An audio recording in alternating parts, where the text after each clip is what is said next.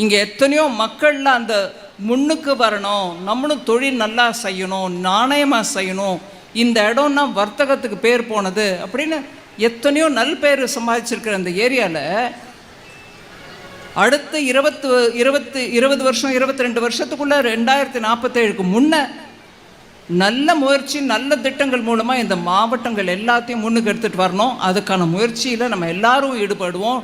நான் என்னையும் சேர்த்துக்கிட்டு தான் சொல்கிறேன். இந்த மாவட்டங்களுக்கு நல்ல முன்னேற்றம் அடையிறதுக்கு நம்ம எல்லாரும் சேர்த்து ஒத்துழைச்சு 2047 இந்த மாவட்டங்கள் முன்னேற்றம் அடைந்த மாவட்டம் அப்படின்ற பேர் வரவழைக்கிறதுக்கு நம்ம எல்லாரும் முயற்சி பண்ணணும்.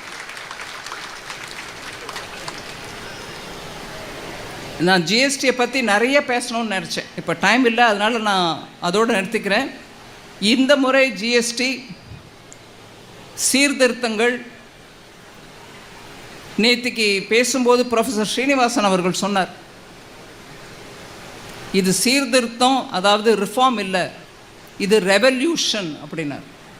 அந்த அளவில் ஒரு பெரிய மாற்றத்தை எடுத்துகிட்டு வந்திருக்கோம். 375 பொருட்களில் ரேட்டு குறைஞ்சிருக்கு. 1% குறைச்சோமா, 2% குறைச்சோமா, இல்லை 10% குறைச்சிருக்கோம். 28 கொடுக்க வேண்டிய இடத்துல 18, 12 கொடுக்க வேண்டிய இடத்துல 5. அதனால் நல்ல விலை இறக்கம் ஒவ்வொரு பொருளுக்கும் இன்னி 22ஆம் தேதியிலேருந்து கிடைக்கும்.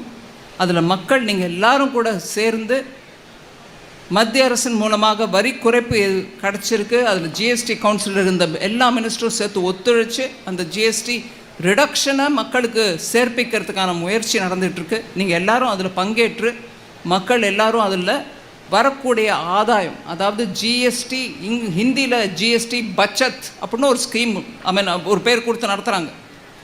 ஜிஎஸ்டி சேமிப்பு அப்படிங்கிறது தான் அது.